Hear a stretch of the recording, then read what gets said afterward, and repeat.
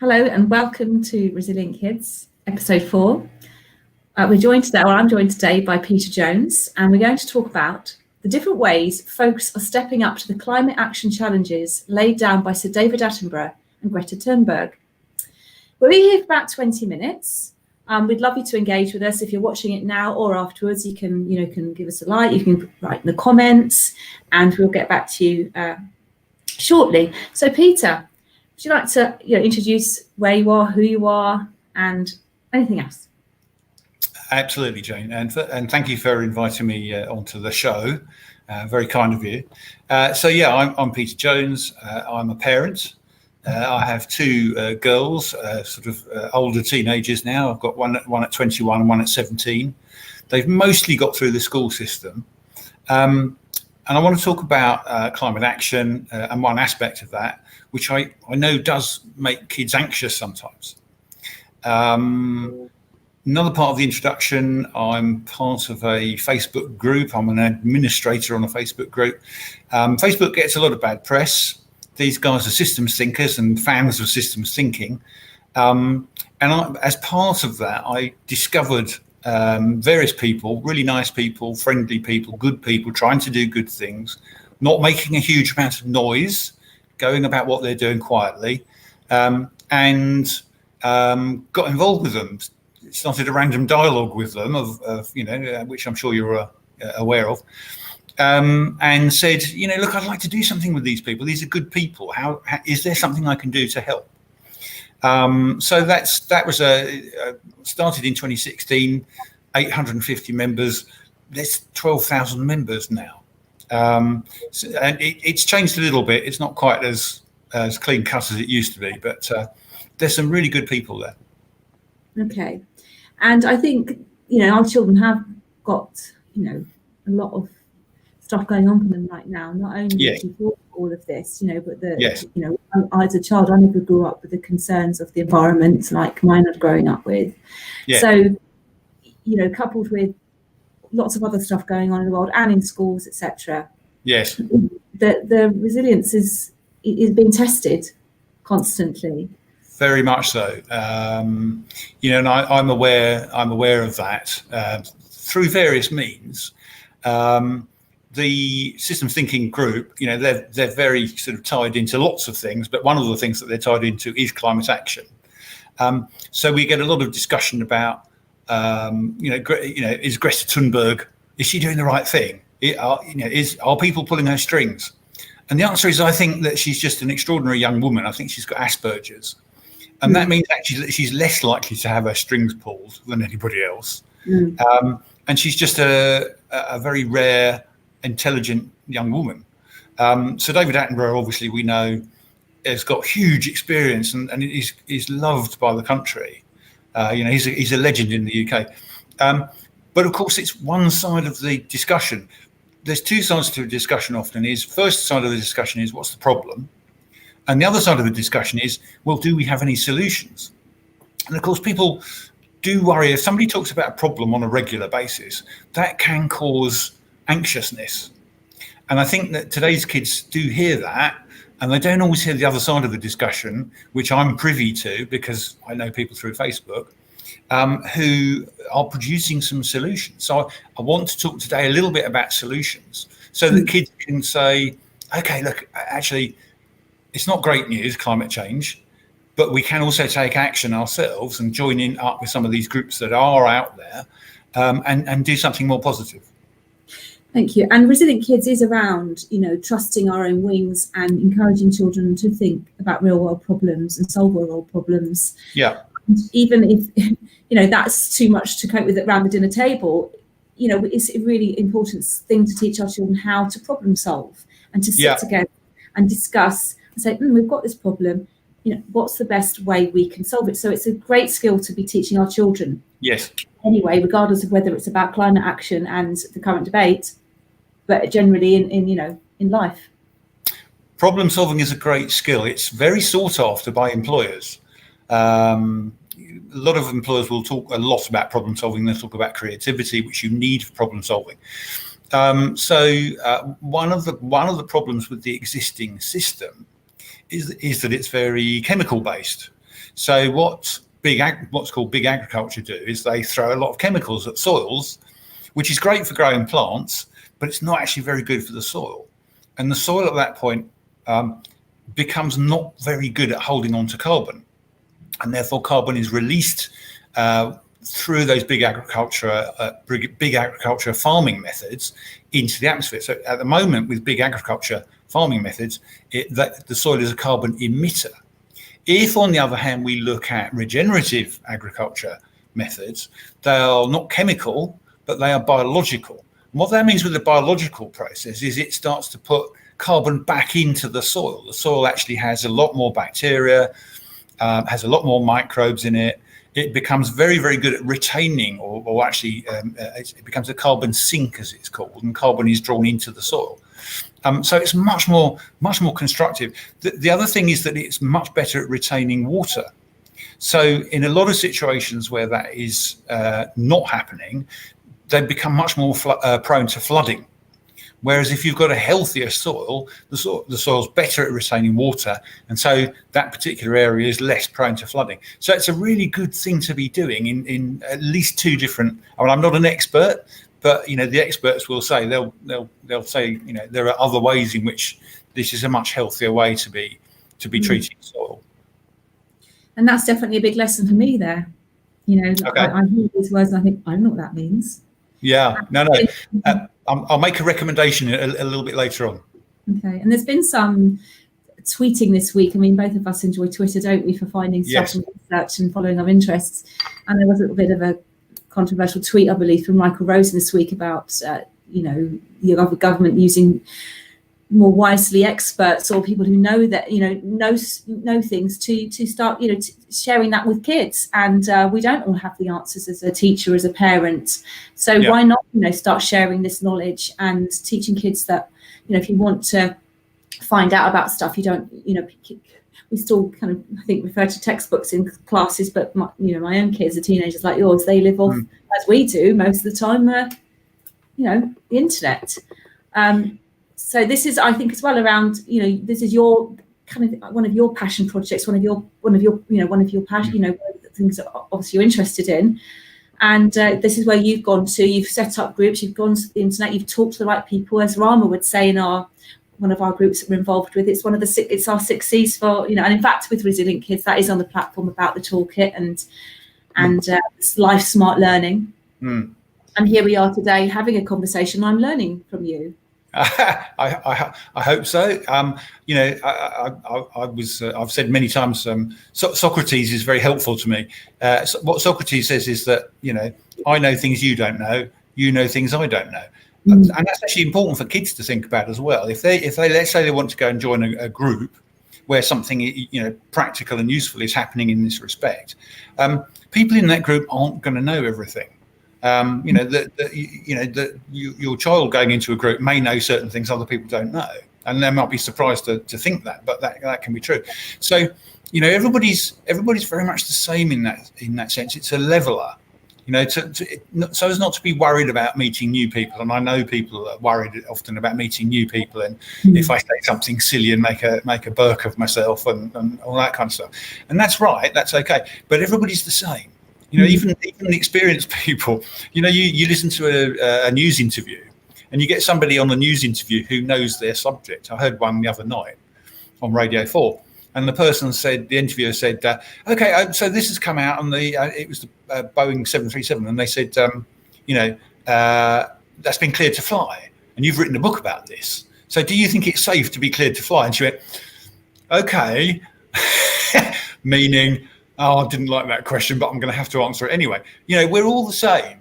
We're all in that situation where somebody's going to ask us a difficult question, and we've got to do the best we can based on the knowledge we have. But the important thing is to be honest, to be open, to say, this is what I do know, these are my boundaries, and this is what I don't know. And if you don't try and talk about stuff you don't know, and let's forget the guy that's been in the White House for 4 years, then we won't get into trouble. And that's an important thing. If you're in those types of groups and you want to do something, you want to engage with people, but you're kind of worried about opening your mouth, it very much can be done, and in a way that preserves your integrity. But it takes a little bit of practice. You have to get used to recognizing that sometimes we make mistakes, and that's okay. When I went into the education world 5 years ago, one of my fears was I won't know all the answers as a teacher. I won't know all, and it was that fear of like what is it, imposter syndrome, I guess they call it, going into it. I had different strengths, I had different skills to knowing some things. So I've always been around, actually, let's not throw content at kids. Let's get them to find out, like we're doing today, where can we go to find out? How are we going to learn it ourselves? I've got a question. Another thing is, be always curious. Now, my kids don't use, they don't use the platforms we use as parents. They're on different social platforms, learning all the time and going on it. They'll be inspired by other teenagers or other, young adults, and they're often showing me stuff that I know nothing about. But actually, it's quite good stuff. It's great stuff. So they're not necessarily going to come into the groups like on Twitter and Facebook that we use. I mean, I don't think they're allowed to at the moment legally, but that's where we will get our knowledge from and our connections. So they're kind of finding out stuff in different ways, and their language is TikTok, Reddit, I don't know. I think parents can help their children a lot in that respect by recognizing that there are things that they don't know, that their kids know that they don't know, and just be open about that and say and say to kids, I know there's going to be stuff that I don't know. I mean, I used to know about pop music. But when you raise children, your priorities change. You're raising the kids. You're not looking at what's in the pop charts anymore. So they know more about the music than I do. The other thing is that both my children, they can access pretty much everything on the internet. They've heard all of the music that I ever heard, and a lot more. They've seen all of the films, most of the films that I've ever seen, and a lot more. I don't know how they can store it all in their brains, but they've seen a lot, and I think it's actually quite a lot for kids to process. So just coming back to regenerative agriculture, if you hear something that is kind of scary, but you don't hear the alternative side, you're kind of only getting one side of the story, and I think for kids, it's possible if they see enough stuff on the internet. There's some stuff we wouldn't want them to see, but seeing enough stuff on the internet, they will get different perspectives, different dimensions. And it is important for kids to realize, discussions are not just black and white, one-sided, he said, she said type conversation. People have different points of view and different perspectives, and it's important to listen to those perspectives so that we recognize that people see things differently, and that's okay. The way they see things is from their perspective, and that's based on who they are, how they were brought up, their background, their education, maybe where they worked. Lots of different things go into that, and that's okay. And there's that key, that important word for it, resilience, is to feel listened to. Yes. And, like you say, the listening skill. Yes. That we need to develop in ourselves as adults. Yes. Yes. Yes. Absolutely. I mean, I think when I was younger, I wasn't particularly good at listening, and I've worked hard at that. I'm still working at it. I'm a great believer in lifelong learning. So, learning about regenerative agriculture, that's fine. I knew I didn't know very much when I started. I know a bit now. I know there are people that I follow who I know a great deal more than I do. So if if somebody came to me and said, do you want to know about such and such? I would go, okay, well, I know this guy and he knows a heck of a lot about soil. We'll go and talk to this guy. Or I know this guy who's in marketing, but he's also focused on, regenerative agriculture. He's got 2 particular groups on Facebook. So I can direct people. I can signpost, if you like, to people to say, look, if you want to find out about such and such. And that's what I've kind of thought is, for kids, they want to find somebody they can trust as an internet guide, if you like, who can say, look, if you're interested in this particular subject, coming back to kind of an educational aspect, if you're like a particular subject, this is a direction that you can take. And I think that's important for kids, because they're also, kids are different like we are. They have different interests, and can we kind of point them in the right direction? Because once a child's got an interest, that's the kind of passion that drives a child for what they want to do next. And having a passion and interest is an amazing thing. Absolutely. And that's where I think a lot of the, I'm not going to have a conversation about education today, but that's where a lot of problems are. We're not following children's interests. We're following that they're having to follow a curriculum that's it can be a bit fixed and rigid, yes. And if the child doesn't find their thing, there's a risk, which I know from my daughters, that the child can say, I don't know what I'm doing with this. What am I supposed to do with this? And there's a parental responsibility as well. And I put my hand up and say, we've looked very hard to try and find to find where interests lie. But I think it has to come from the child. The child has to say, parents can do too much sometimes, and the child really needs to say, this is something I'm interested in. This is something I want to do. And parents need to listen to children in that respect. Yeah. So the kind of resilient kids, I don't know what you call it, strap line, I don't know what the word is, just philosophy, I guess, is from as young an age as possible. Our children need to understand that when the branch breaks, they can trust their wings. Yes.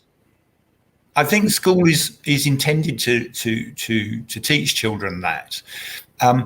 There's also a degree, I think, to which kids need to recognise that they can explore, and that learning doesn't finish when school finishes.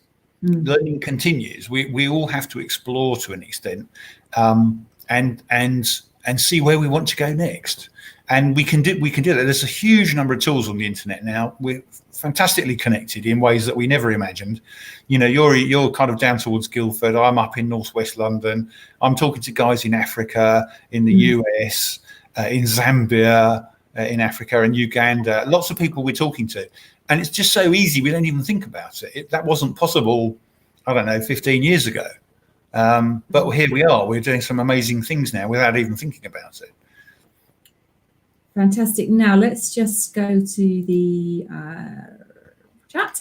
So if you have been watching, or you watch after, thank you very much for joining us today. And as I said at the beginning, please do comment and we'll respond as soon as possible. So we've been talking today about the different ways folk are stepping up to the climate action challenges laid down by Sir David Attenborough and Greta Thunberg.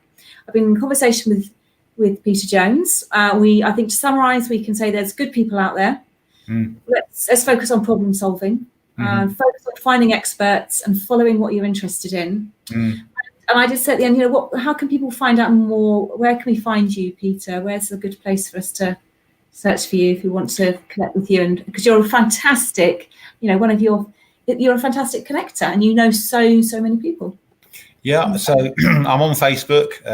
There's in particular, the biggest group that I'm active in as an admin. So you can find me on the admin section of this particular group. It's called Ecology of Systems Thinking. So you can find me there. You can find me on Twitter. I'm on Twitter as Innovator3. That's INNOV8 TOR3. Okay, I didn't get this ready in advance. So let's show the banner for Ecology of Systems Thinking Facebook group. Thank you. Find the one. Twitter was, tell me again, at Innovate. INNOV 8 TOR3. TOR3. Yeah. I hope it's the right one. Like that? Perfect. Fine. Fantastic. So thank you so much for joining me today, Peter. And we look forward to hearing from our viewers. Jane, it's been an absolute pleasure. And I do recommend random dialogues to people, because you never really know what's going to happen next. And if we all need to be creative, then, sometimes things will work, sometimes they won't work. That's the nature of creativity. So that's another group another sort of group I have is random dialogue. So I do weave this into my Resilient Kids conversations too. So there's a kind of parallel with both the randomness of it all and where it all leads to, and the creativity flow. And actually, it's about being creative, and the creativity, and resilience that comes from that. That's where the resilience lays in these conversations, this connection. And also dialogue, because with dialogue's very interesting, because you get to find out about people. There's a lot of authenticity in dialogue. You find out where people's heart lies and where their mind lies. You can find out a lot through dialogue, and I have, because of that group, that Facebook group that I'm in. And that's something that I kind of insist on, even before I want to connect with people on Facebook. I want to see the dialogue first. Same on LinkedIn. I want to see the dialogue first, so I know the person that I'm dealing with. And that's important from a resilience perspective for people who are kind of less sure of themselves, because that helps you. Now, I definitely recommend, what I call lurking.